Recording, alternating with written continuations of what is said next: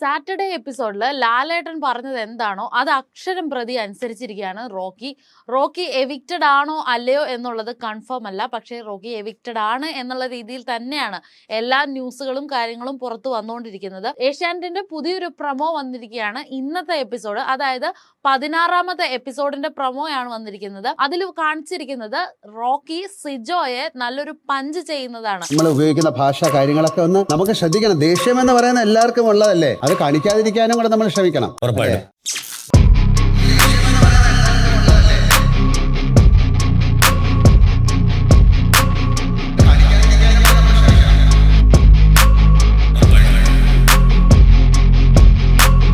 അടിക്കുകയല്ല ചെയ്തിരിക്കുന്നത്, പഞ്ച് തന്നെയാണ്. ആ ഒരു പഞ്ച് ചെയ്തതിന്റെ ആഫ്റ്റർ എഫക്റ്റ് എന്താകുമെന്നറിയില്ല. കാരണം ഫിസിക്കൽ അസോൾട്ടിൽ തന്നെ വരുന്ന ഒരു കാര്യമാണ്. അതിപ്പോ സിജോ അങ്ങോട്ട് കംപ്ലൈന്റ് ചെയ്തിട്ടുണ്ടെങ്കിലും ഇല്ലെങ്കിലും അതിലൊരു ഡയറക്റ്റ് ആയിട്ട് ബിഗ് ബോസിന് ആക്ഷൻ എടുക്കാൻ പറ്റുന്ന ഒരു സിറ്റുവേഷൻ തന്നെയാണ് വന്നിരിക്കുന്നത്. സാറ്റർഡേ വന്നിട്ട് റോക്കിയോട് പല കാര്യങ്ങളിലും ലാലേട്ടൻ എതിർപ്പ് പ്രകടിപ്പിക്കുന്ന ആ ഒരു സാഹചര്യത്തിൽ ലാലേട്ടൻ പറയുകയുണ്ടായി, ദേഷ്യമൊക്കെ എല്ലാവർക്കും ഉണ്ടാകും, അത് കൺട്രോൾ ചെയ്യാൻ പഠിക്കണം. അതാണ് ഈ ബിഗ് ബോസ് ഗെയിം എന്ന് പറയുന്നത്. നമ്മൾ മൊത്തത്തിൽ നമ്മുടെ ക്യാരക്ടറിൽ ചേഞ്ച് വരുത്തുകയും നമ്മൾ പുറത്ത് ജീവിച്ച അതേ രീതിയിൽ വരെയല്ല, സർവൈവൽ ടാസ്ക് ആണ് ഇത്. ഈ ബിഗ് ബോസ് ഒരു സർവൈവൽ ഗെയിം ആണ് എന്നൊക്കെയുള്ള രീതിയിൽ ലാലേട്ടൻ പറയുകയും, അപ്പൊ അതൊക്കെ പറയുന്ന സമയത്ത് ഓ ശരി ലാലേട്ട എന്നൊക്കെ പറഞ്ഞിട്ട് ഭയങ്കര കാം ആൻഡ് ക്വയറ്റ് ആയിട്ട് ഒരു നല്ല കുട്ടിയായിട്ട് അവിടെ ഇരിക്കുന്ന ഒരു റോക്കിയാണ് സാറ്റർഡേ എപ്പിസോഡിൽ കണ്ടിട്ടുണ്ടായിരുന്നത്.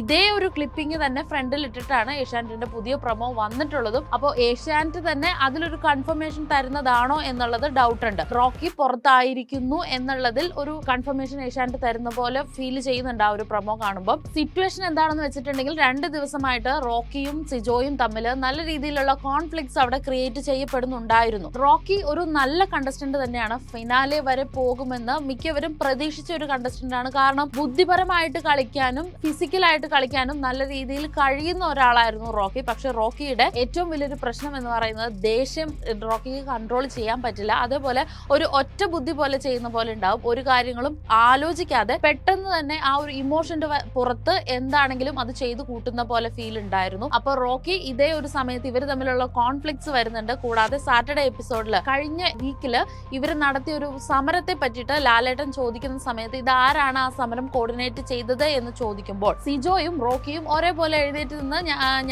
ഞാനാണെന്ന് പറയുന്നുണ്ടായിരുന്നു. പക്ഷെ ലാലേട്ടൻ പോയ ഒരു സമയത്ത് റോക്കി ചോദിക്കുന്നുണ്ട്, എന്തിനാണ് എന്റെ ക്രെഡിറ്റ്സ് നീ തട്ടിയെടുക്കുന്നത് എന്നുള്ള രീതിയിൽ റോക്കി ചോദിക്കുന്നുണ്ട്. അങ്ങനെ ഇവർ തമ്മിലൊരു കോൺഫ്ലിക്റ്റ് ഉണ്ടാകുന്നുണ്ട്. വന്ന അന്ന് മുതൽ രണ്ടുപേരും നല്ല രീതിയിൽ ഒറ്റക്കെട്ടായി നിന്നുകൊണ്ട് പല ഗ്രൂപ്പ് ഗെയിമും പ്ലാൻ ചെയ്ത് ഒരു ഗ്രൂപ്പ് ഗെയിം അവിടെ ക്രിയേറ്റ് ചെയ്തത് തന്നെ റോക്കിയും സിജോയും തമ്മിലായിരുന്നു. ഒരു സഹോദര സ്നേഹം എന്ന് തന്നെ ഫീൽ ചെയ്യുന്ന രീതിയിലുള്ള കാര്യങ്ങളായിരുന്നു അവിടെ പൊക്കോണ്ടിരുന്നത്. പക്ഷെ പെട്ടെന്ന് തന്നെ ഇങ്ങനെ ഒരു റിയാക്ഷൻ റോക്കിയുടെ ഭാഗത്ത് നിന്ന് ആരും പ്രതീക്ഷിച്ചിട്ടില്ല. വീട്ടിലുള്ളവരെല്ലാരും അന്താളിച്ച് നിൽക്കുന്ന ഒരു സിറ്റുവേഷൻ ആണ് ഉണ്ടായിട്ടുള്ളത്.